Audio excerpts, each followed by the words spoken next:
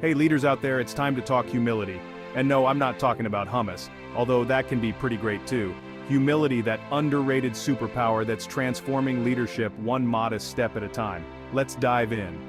First off, what's up with all the buzz about humility in leadership?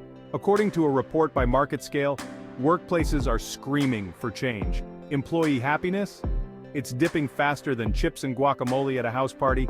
And here's where humility comes into play. It's not just about being a down-to-earth leader. It's about creating an environment where your team isn't just working for you, they're thriving with you. Now imagine this, you're the boss, the big cheese. But instead of sitting in that high castle, you're right there in the trenches, getting your hands dirty with your team.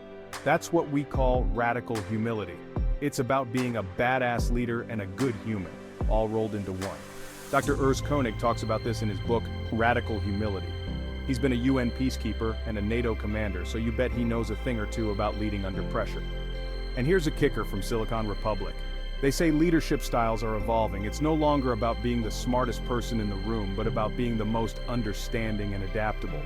That's right, the era of know-it-all bosses is over. Welcome to the age of empathetic, humble leadership. To wrap it up, let's learn from the food industry. Yeah, you heard that right.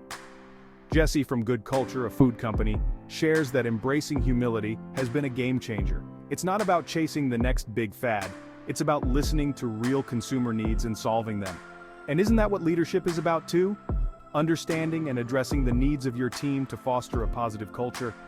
So, dear leaders, let's take a leaf out of these books. Drop the ego, pick up some humility, and watch your team and maybe even your profits soar.